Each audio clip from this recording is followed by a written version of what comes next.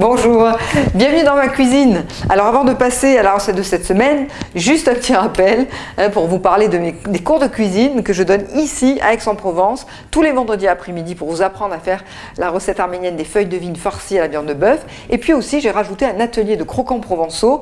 Là je fixe certaines dates, donc il y a des places pour les mercredis 1er et 8 décembre.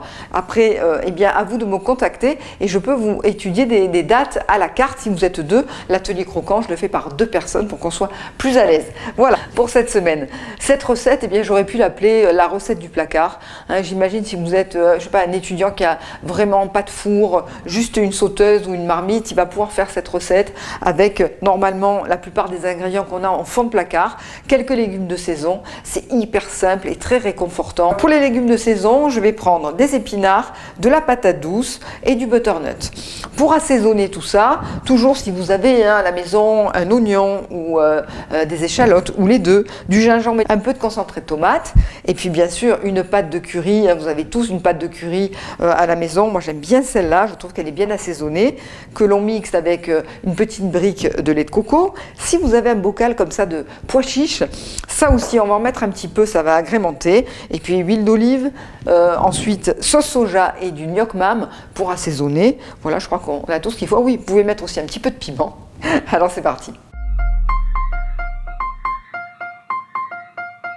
Alors pour les épinards, alors soit vous choisissez comme moi des épinards en branche, donc vous allez les équeuter. Sinon, pourquoi pas, si vous pouvez trouver des épinards, des jeunes pousses d'épinards plutôt, et comme ça vous allez juste aller rincer. Surtout, prenez bien 800 grammes minimum parce que ça réduit énormément.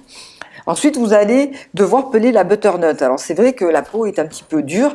Donc, ma technique, c'est je coupe d'abord les extrémités et ensuite, je fais comme ça des tranches qui sont plus faciles à peler. Voilà, vous les coupez en petits cubes. Vous faites la même chose avec les patates douces. Vous faites des cubes de la même taille. Et puis après, vous allez voir comme c'est super simple. Donc, vous prenez une sauteuse, vous chauffez l'huile d'olive et vous allez mettre directement votre pâte de curry dans l'huile bouillante. Comme ça, la pâte va développer tous ses arômes. Rajoutez du concentré de tomate si vous en avez, des oignons et des échalotes, l'un ou l'autre, ou les deux si vous avez les deux, coupés en petits morceaux. Et tout de suite, vous rajoutez les légumes à feu vif, tout ça. Vous mélangez, vous incorporez pour que tous les arômes recouvrent bien les légumes. Vous terminez l'assaisonnement avec le gnoc mam, la sauce soja. Et là, vous avez vraiment un assaisonnement complet. Vous allez ensuite baisser le feu et cuire 10 minutes à couvert dans la sauteuse.